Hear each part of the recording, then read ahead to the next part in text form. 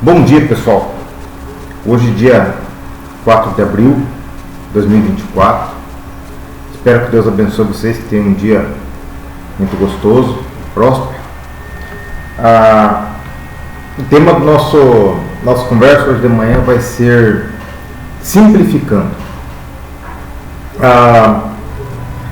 Nós, pelo menos falando por mim e por algumas pessoas que eu conheço, temos a habilidade de complicar as coisas que são simples, em tudo. E eu sempre fiz muito isso na minha vida. Eu sou aquele tipo de pessoa que às vezes tinha um carro e o carro estava funcionando e eu ia limpar um carburador, eu ia fazer alguma coisa assim. Eu sempre acabava estragando alguma coisa e depois tinha que arrumar. Eu era especialista em complicar as coisas, eu diminui bastante. E hoje eu trabalho muito para poder simplificar os negócios. Procurar atalhos e fazer as coisas funcionarem de uma forma melhor, otimizando os processos e sendo proativo. E isso tem funcionado bem e eu quero dar algumas palavras para vocês. Eu tenho aqui uma coinha de chimarrão. Esse pitaco aqui não é bem a palavra, mas funciona muito bem no casamento. Dizem que as mulheres precisam falar um tanto de palavras por dia, que elas precisam falar, senão elas fazem que nem uma Coca-Cola chacoalhada, assim, com aquela pressão dentro. Então, há muito tempo, eu e a Antonieta, a gente desenvolveu um processo, até agora está muito quente, em Guarapuava tem uns dias que a gente não tem feito isso, tem conversado sempre. Mas eu subo pelas 11, um pouquinho da manhã lá e tomo um chimarrão com ela na cozinha enquanto ela prepara a comida. E aí eu chego lá e digo, ideia, mano, me conta as coisas. E aí a Antonieta se põe a falar. E ali eu já esgoto umas 5, 6 mil palavras, onde ela fica tranquila e a coisa fica bem legal. Então o chimarrãozinho para tomar junto assim no casamento é bem legal. Você acaba conversando bastante com a tua esposa e acaba tendo um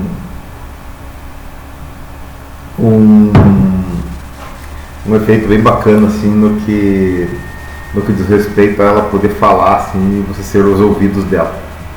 Vai por mim, simplifique o casamento.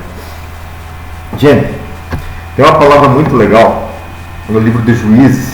Quando eu li isso aqui, ele me ardeu o coração. Veja, está em Juízes 10. Então o povo começou a pecar, começou a seguir outros deuses lá que diziam. E quando eles chegaram e estavam numa dificuldade miserável, eles foram lá e se humilharam na presença de Deus, né? E aí eles pegaram e foram e oraram, e Deus respondeu para eles assim, viu, vocês estão seguindo outros deuses aí, agora que vocês estão em problema, vão lá e peçam para esses deuses livrar vocês.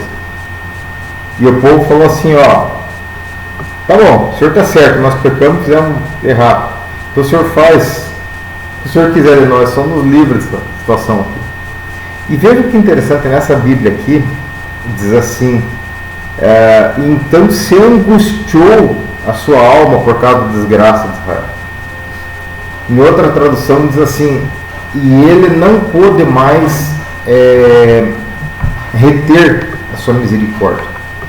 Então, vai a dica de hoje aí. É simples entender a Deus. É impossível de um lado, porque como Deus vive em outra dimensão, tem uma outra forma de pensamento, de ação, de criação, e como é espírito, nós não vamos conseguir entender isso aí, ao menos enquanto a gente estiver aqui. Mas de um outro lado é fácil entender Deus. Paulo fala lá que a gente entende a Deus observando as coisas criadas. Se a gente começar a olhar tudo que está em volta, a gente começa a admirar o que Deus fez, e a gente vê que isso não foi uma coincidência, que foi tudo arquitetado, e fica fácil de entender a Deus. Mas desse livro de Juízes aqui, a gente nota o seguinte, que a natureza de Deus é uma natureza abençoadora, é uma natureza de Pai, é uma natureza de fazer bem para nós. Nós é que vamos para outros caminhos. A gente vê, por exemplo, o que vocês têm hoje como norte para pensar na vida de vocês. Eu acho que a Bíblia é um norte fantástico, né? Principalmente se vocês pensarem que lá no Salmo 90 a Bíblia traz uma mensagem assim, que os homens vivem 70 anos, alguns são mais fortes, vivem até 80, um pouco mais, mas que o melhor deles é enfado.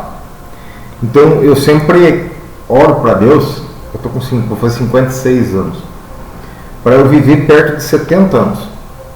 Se eu morrer hoje, eu acho que eu estou preparado para ir hoje, não tenho problema nenhum com isso. Se eu viver um pouco mais, eu quero planejar para eu poder fazê-lo com saúde, com algum recurso financeiro, em paz, em casa e tal. Mas eu acho que 70 anos, um pouquinho, dá para a gente fazer tudo que a gente tem que fazer na vida, inclusive abençoar várias pessoas, que é o principal. Tá? Mas o que eu ia dizer é o seguinte, que a gente tem que entender na vida que a natureza de Deus é de abençoador. Então, se a gente usar a Bíblia como um norte para tentar fazer as coisas conforme a vontade de Deus, eu acho que a gente consegue um resultado muito legal, sabe? Eu acho que a gente consegue os resultados que são prometidos ali na Bíblia. Até porque, pensem bem, tudo funciona, né? A cada dia o sol nasce num determinado horário, um dia tem sol, um dia tem chuva, um dia tem nublado, mas as coisas funcionam. O ar está aí, as árvores fazem o seu papel, os bichinhos fazem o papel, as bactérias fazem o seu papel, a coisa funciona, né? Independente de nós. Então é bobagem achar outro norte para seguir, não tem porquê fazer isso. Aí você vai estar complicando o negócio. Simplificar é isso, entender que Deus fez as coisas e que as coisas funcionam. E que se a gente tentar fazer as coisas entendendo a vontade de Deus e se movendo de acordo com a vontade de Deus, a gente vai conseguir certos efeitos na nossa vida. Um certo sossego, uma tranquilidade por saber que a gente não pode controlar tudo, né? E a vida vai seguindo. Eu tenho experimentado isso na minha vida. Não é uma vida perfeita, como eu falei para vocês, mas tem sido legal, tem sido uma experiência bacana a viver, tem sido desafiador cada dia, né?